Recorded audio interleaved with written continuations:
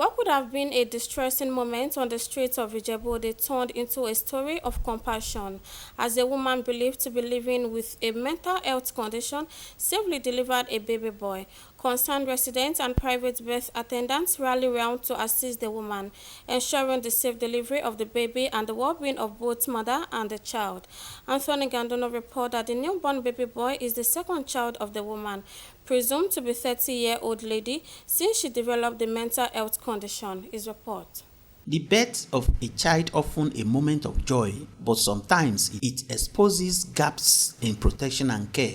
This was the case on Tuesday, July 8, 2026, when traders along the Ibadan Road, Molikpa Expressway in Ijebu Ode noticed a heavily pregnant woman believed to be living with a mental health condition in labor.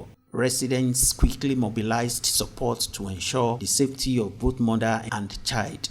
The councillor representing the ward, Salami Quadri, was alerted by residents and coordinated assistance for the woman and her newborn. Our intention was when she got to the main road, we're just going to grab her and take her to the clinic. But it's like she heard what we said. She just ran into another house. She locked the door from behind. So we now reached out to people in the house. Shamani, do you know this person? They said no. They opened the door. So when we were looking for where she hid herself, we just saw her that the water was already coming out. So we now rushed out back to the medical woman to come and attend to her. So she called another neighboring woman. So they were the one. While we were forcing to know our family, so it was in that process, to the glory of God, they were able to attend to her and she gave birth on her own. A visit to the maternity home where the woman Fatima Sulaiman was taken after delivery confirms both mother and baby were receiving care. The traditional birth attendant who handled the delivery describes how community members assisted during the process.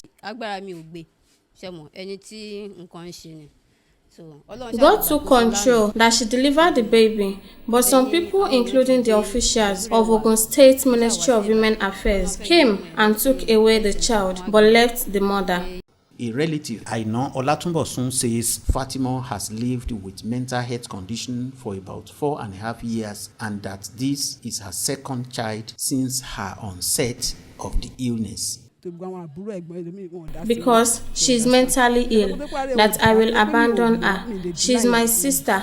So some people suggested to us to take her to a place in Imoshin that they will charge 300,000 per month. The case has since attracted the attention of the Ogun State Ministry of Women Affairs and Social Welfare, which has moved Fatima to Abeokuta for further assessment, mental health care and support for both mother and child.